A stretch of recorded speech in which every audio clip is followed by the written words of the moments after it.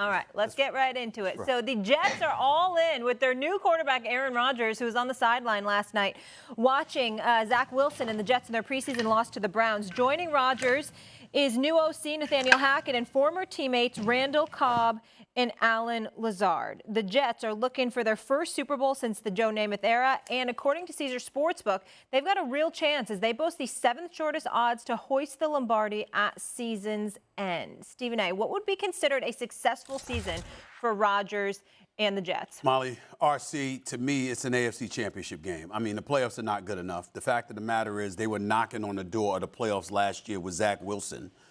Just being there as their quarterback, and obviously White as well. It's a different situation now. You got Aaron Rodgers there. You got Garrett Wilson there. You got familiar targets in Alan Lazard, and obviously Randall Cobb there. Breece Hall is expected to go back. Who the hell knows? You might acquire Dalvin Cook. We don't know what the hell may happen. And you've got a top 5 defense that you're inheriting. The last time Aaron Rodgers had a defense that elite, he won the Super Bowl championship. Not to bring up bad memories, RC, but that's just a fact. And so when you look at it from when you look at it from that perspective, I'm looking at this team right now. I recognize how loaded the AFC is with obviously the Chiefs. The Chargers can't be ignored. Trevor Lawrence and Jacksonville's coming. The whole AFC North. I mean, you can't ignore them. And of course, Buffalo and Miami in the AFC East. Yes, I am dismissing the New England Patriots because I don't think Mac Jones is on that level, and their offense is not on that level, even though their defense is real. In the end, what it comes down to is that the New York Jets have gone all in, and they've given every impression.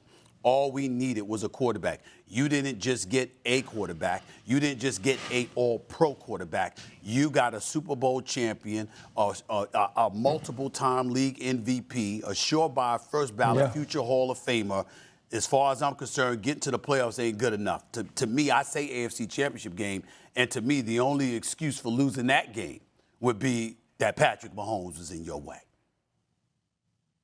Yeah, like that's what's the issue here. There's 2 different schools of thought when you look at this. When you go get Aaron Rodgers, a Super Bowl is what's expected, especially when you were a team that was in the fight for the playoffs with Zach Wilson and Mike White as your quarterback. So everybody's going to expect that you have that Tom Brady effect when he came over to Tampa Bay from New England. But I believe this is a little different. This is more difficult when you mention guys like Patrick Mahomes, Josh Allen, Joe Burrow, Justin Herbert ascending into that top tier. It's about how things look once you get to the playoffs. Patrick Mahomes has played in 13 playoff games, and all of those games have been in Kansas City. So what's to say that the New York Jets won't have to go there in the divisional round, that the New York Jets won't see Patrick Mahomes at some point, or some of these other teams that have these top tier quarterbacks that right now in their career are on par with Aaron Rodgers. Now, don't get me wrong. They get to the playoffs and it's the wild card and they go on the road and they get their doors freaking blown off, then that's a disappointment. But if we watch this team grow, if we watch this team get to the point where they're competing toe-to-toe with the Kansas City Chiefs, with the Cincinnati Bengals, with the Baltimore Ravens in the playoffs, that's success. The reason Aaron Rodgers took $35 million less is to build, not just so they can win it this year, but so they have a chance next year. The reason there's talk of him playing until he's 45 is because what the young nucleus and core of the New York Jets look like. So we can't sit up here with all this hyperbole and be like, hey, guys, they got to win the Super Bowl. That's not real life. This team has to compete. This team has to win games in the playoffs. And this team has to show signs that they can be a team to be reckoned with in 2024 as well. And I believe if you do all of those things, sensible people, not people that beg Damian Lillard at the Spence-Crawford fight to come to New York, but the sensible people will understand that that's a success. First of all, you throwing shade on a brother. I'm gonna get you for that because the bottom line is this: I rolled up at the fight, Molly, in Vegas, minding my business. You know what I'm saying? I turned to my right, and my man RC is there, and I'm thinking RC is standing up. My man Stephen A, what's up? We had to fight. What's up, my brother? Blah blah blah. He gonna sit up there and go like this. Damian Lillard right there. You gonna beg him right here, right now, to come to New York? And damn it, that's exactly what I did. That's exactly what I did. I said, I saw David, and I said, please, in front of everybody right there in Vegas, I said, please, come to New York. You're damn right I did it. I ain't got no shame. That's the That's number one. Let me get back to Aaron Rodgers with you, RC, because I kind of think I'm with you, but not totally. Again, I don't feel they have to win the Super Bowl for the season to be a success. I don't even think they have to get to the Super Bowl to be a success.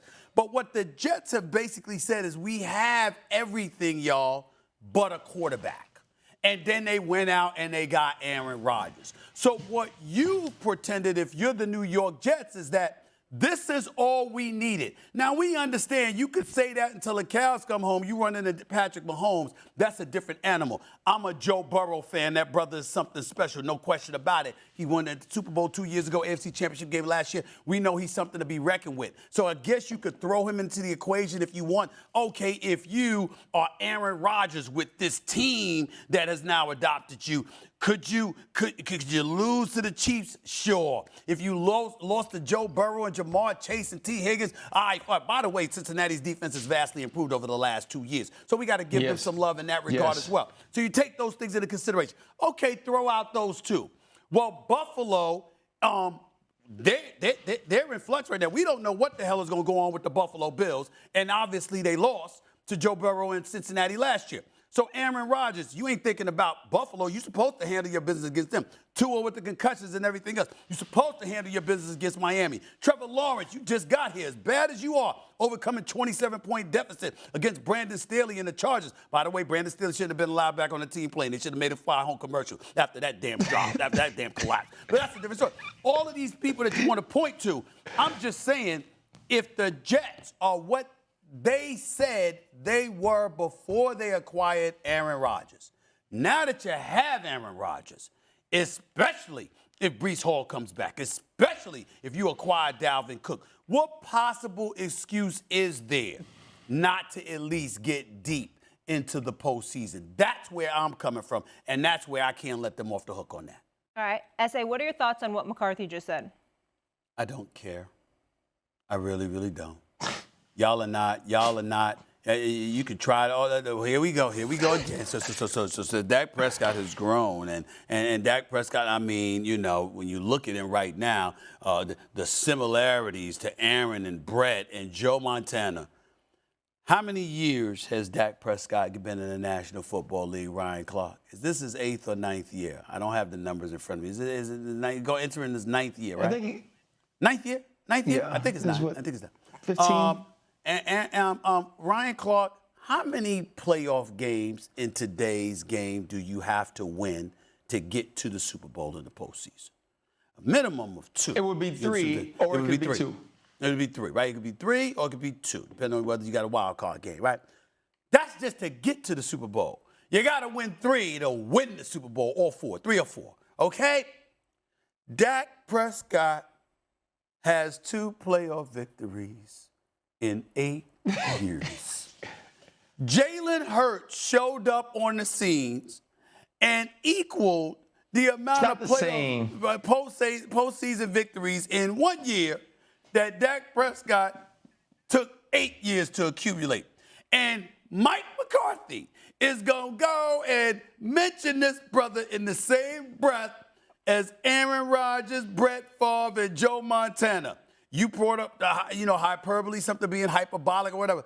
I mean, throw insanity into the equation, throw delusional into the equation, throw stupidity into the consideration. I mean, this is nonsense. This is nonsense. And I'm going to tell y'all something right now. Dak Prescott is the most important player. It's not just because he's the quarterback, okay? It's because he's the one with the ability to mess everything up. This defense is elite. They're real ones. You saw them at the fight. I saw these brothers at the fight. I saw them after the fight. I felt really bad for them. I think it was one of the first moments I've ever felt so bad for the Cowboys because they looked genuinely depressed, almost as depressed as you did because you picked Errol Spence to win the fight. But that's a different subject for another day. We don't have to go there. But all of y'all looked incredibly depressed, and I was too because he's such a nice guy. I didn't wish that on him. But in the end, I really didn't wish it. It was a really bad beating. But anyway, the point is that having said all of that, we got Micah Parsons and the rest of the crew. They looking depressed. Dear Abby couldn't help them. Dr. Phil couldn't help them. They were just disillusioned until I brought up that defense. They know what they have defensively, especially since Gilmore has arrived. Okay, their defense is going to be elite. But you still got to put the ball in the hands of Dak Prescott, who has the ability to mess it up. And since I don't view Tony Pollard as an every down back, I think the brother can ball. He's big time, but I don't view him as an every down, back. You got Brandon Cooks with Gallup and CeeDee Lamb, and you don't have Dalton Schultz there. You're going to be putting more air under that ball. You're going to be going deep. And that's exactly what's going to play into the hands of defenders everywhere. Dallas Cowboys are in trouble yet again, and Mike McCarthy just sat up there and made headlines, applying even more pressure to Dak Prescott that he absolutely, positively will not live up to when the moment arrives. Remember I said that when the moment arrives. He'll have the stats. But when the moment arrives, RC, he will fall. And so will they. Is it, Molly, do I get to go now or no? Yeah. I don't even know what's going on. Yeah, of course you get to go. Stephen A., there you go with all that hating.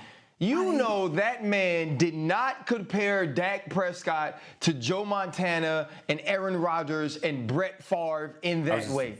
What he was saying was that Dak Prescott has that sort of grasp on his offense. They're taking a lot of the things that Kellen Moore did already. They're not totally revamping what the Dallas Cowboys were from an offensive perspective. They're bringing in Brian Schottenheimer, who's going to be the day-to-day offensive coordinator, and now Mike McCarthy, who should have a great feel for how he wants to play team ball, will be calling plays.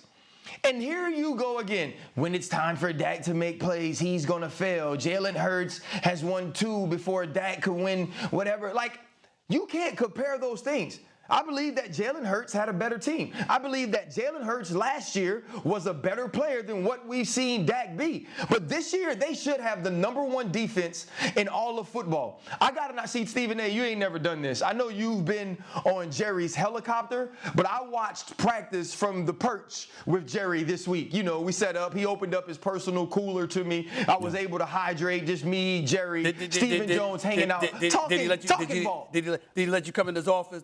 The nice, beautiful couch in the office and all that stuff. He's got some nice food up in there. We were out. Did he take you in there? He take you in there? Stephen A., we're in Oxnard. He wasn't close to the office. The perch is the office. This is where the real football happens. But listening to him talk about his team, it wasn't just about Dak. It was about an offensive line that could go 6 or 7 deep to protect their quarterback. It was about an understanding of how the run game plays into the passing game, not necessarily becoming a running team. It was Brandon Cooks still being able to take the top off of defenses and CeeDee Lamb being a top 5 talent at the position.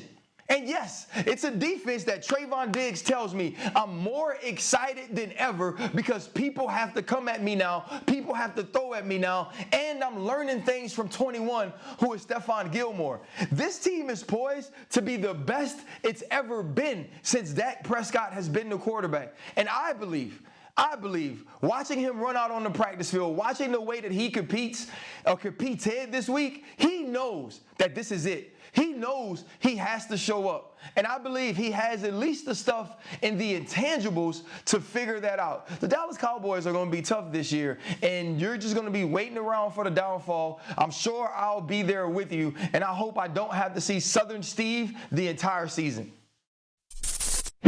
Thanks for watching ESPN on YouTube. For live streaming sports and premium content, subscribe to ESPN+.